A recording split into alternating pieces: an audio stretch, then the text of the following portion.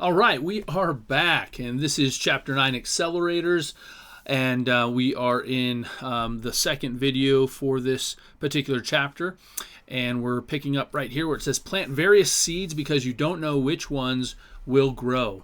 So it's movie night, and you're making a big bowl of popcorn. Each kernel you add to the pan on your stove represents a business idea.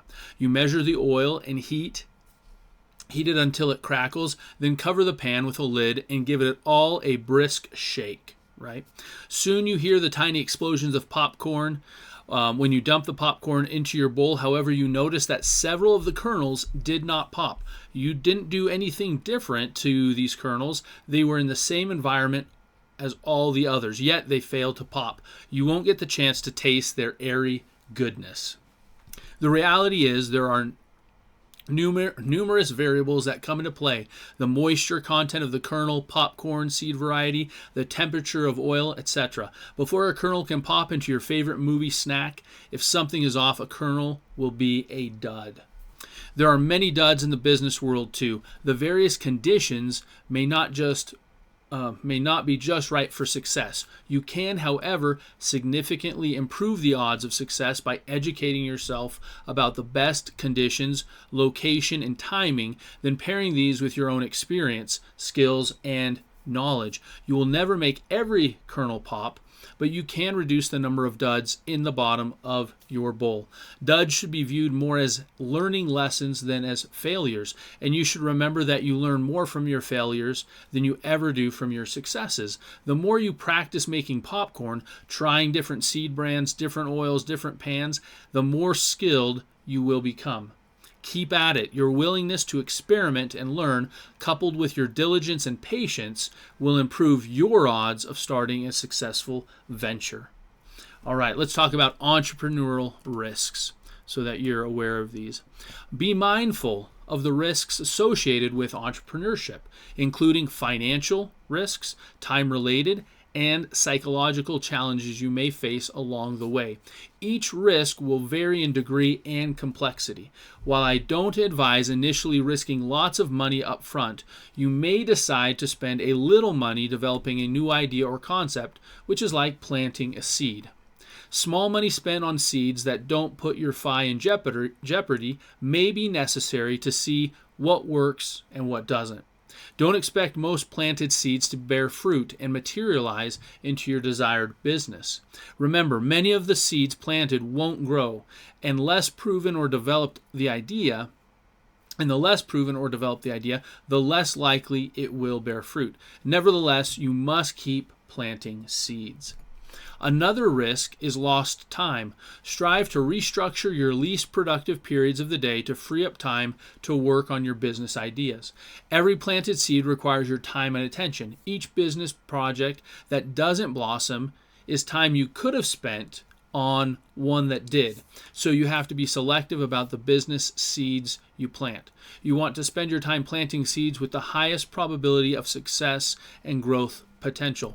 Remember, if the seed doesn't bear fruit, it's time you'll never get back. However, it wasn't a waste of time because you learned something valuable. You paid time as the price for experience, which can help you in the future. Just remember that you can only plant so many seeds in your life before time runs out, so choose wisely. The psychological risk of being an entrepreneur is low self-esteem and self-worth. You have to go into it knowing that your success or defeat on one business idea as an entrepreneur doesn't define your self-worth. And this is tough. That isn't easy when most people base how successful you are on how much money you've earned. Money is a straightforward measuring stick, but more than money determines success. Success is not an event, it is a process. If you are working on something you are passionate about, that may be enough to give you the self-esteem and encouragement needed to keep moving forward. Okay. However, at the same time, right, we're kind of balancing these different ideas.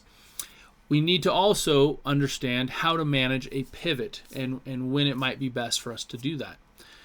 Anytime you do anything where the outcome is uncertain, there is an inherent level of risk, and every business has risk. As an entrepreneur, you do your best to manage those risks, and there may come a time when the best way to manage risk is with a pivot. The pivot is when you don't give up on your vision, but you choose to champion a different mission.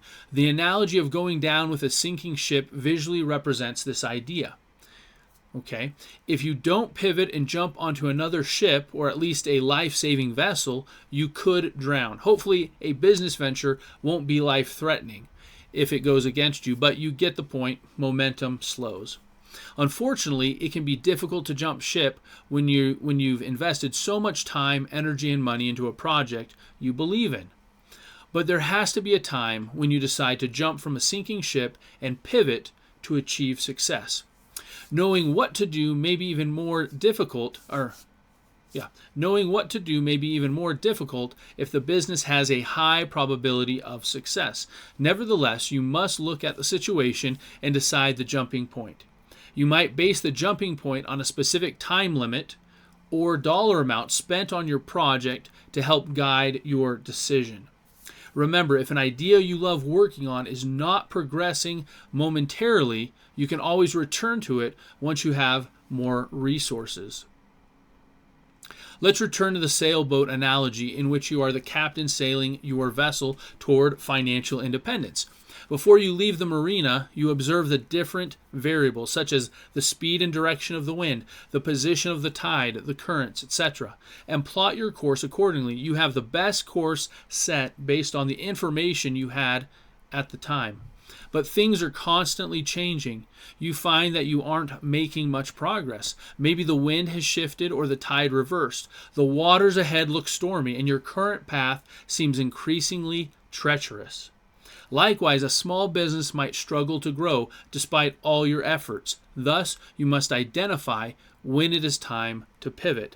When a business pivots, it reassesses its market conditions, identifies new opportunities, and develops a strategy to shift direction.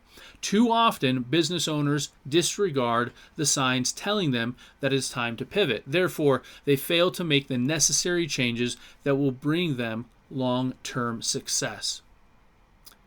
A change in direction should be a good thing so long as a business owner gets their whole team involved, establishes a new plan based on current trends, and allocates the proper resources to make it a smooth pivot. Look around you, stay agile, and open yourself to new possibilities. All right, we're going to pause there and pick up section 3 in the next video of Chapter 9, Accelerators. We'll see you there.